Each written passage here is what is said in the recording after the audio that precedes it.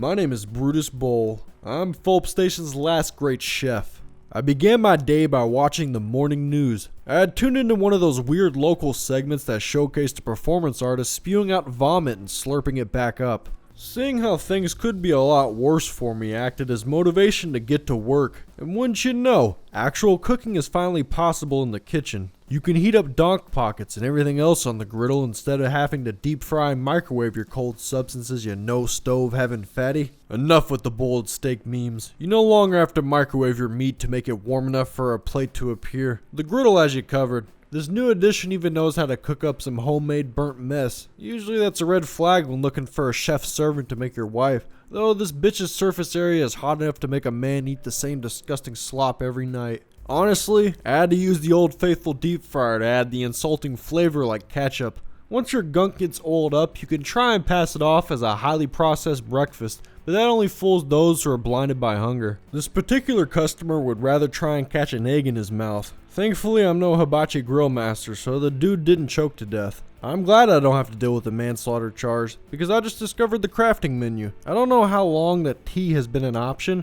however I'm sure everybody will be on it eventually. Now when it comes to making burgers, if you simply slap the patty between the buns, you get a product made out of plastic. But if you take the time to craft it, you get a Big Mac. So the same thing, but different presentation. Which made me realize my fuck-ups were actually McDonald's burgers that I had rapidly aged. So for the most part, it just sat in my window like an order forgotten by a server. I don't see how that shit is going to compete with this tall drink of grease. That is also how I felt about myself upon lying eyes on Godzilla stomping around. I'll watch and do nothing from the comfort of my uncomfortably sticky kitchen, knowing that more than likely you can rely on someone else to defend the station against a perceived threat, since it's always filled with vigilantes ready to pop off on whatever. My only line of defense is my dangerous grub. You can combine a baseball bat with some buns to get a very poisonous looking burger. At least I hope it's deadly. I don't think it even shatters teeth. The other secret weapon I have aims for your heart. It's a paper sack stash with cheeseburgers. Well, fuck all those other foods. They're not gonna matter once I craft the ultimate final burger. It all started with some beef patties, then I graduated to monkey guts, before falling back to hamburger meat. Only now I had no time to cook. Which is fine, the other ingredients will balance out the rawness, similar to mastering audio. A large section of the sandwich wound up just being eggs. In fact, 2 cartons worth of shell-covered goo. To me, it looks like the spine of the burger. At this point, I'm merely playing that one flash game by stacking whatever I can to add height to my monster. I even had to use my reserve of cheeseburgers to keep the pile going. Reinforcements pitched in by deep frying anything they could fit in the basket, right down to the cookbook. I wish I had started earlier because the emergency shuttle was here. And this was the peak of my burger's height. I mean, yeah, it's tall, it outgrew the HUD, and I'm assuming there's no cap on burger stacking until a player comes along and pulls a Cuban Pete, so for now, you could probably reach off screen. Well, I didn't escape on the shuttle. Instead, I was offered a syringe that made me feel greener than an amateur junkie shooting up with a pro heroin master. Using that needle gave me the ability to do the burger tornado attack. It does 0 damage, but it's a hell of a distraction.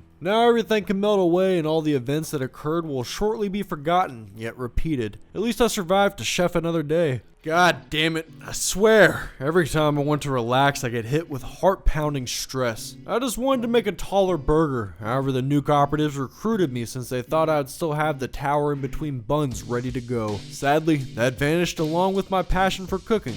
Man, who fucking cares? This right here is going to be more exciting. Our team of Syndicate agents had just arrived on the icebox. We took a couple of steps into the snow and wouldn't you know, we were already blowing ourselves up. No casualties yet as we entered the space station through the garden section. Not one of us wanted to go the stealth route. We all confidently yelled war like a bunch of posers at a metal show. Of course we're all pretty hardcore, so with egos this big, sneaking around isn't an option. The Grenadier belt is my selection for making whatever you hate doing enjoyable, because I don't love killing people, but I might if grenades are involved. Currently, I think we're losing. I can't see much, so I'll assume the worst is happening to keep me humble. When the smoke cleared, I got confirmation that things were not going our way, causing me to toss another grenade and retreat. I made it back to the ship. We had no more functioning robots, which by the way, fuck Cindy Borgs. Give me more humans with guns, please. My last remaining ally was barely alive, meaning he would have to come along as a classic bullet shield.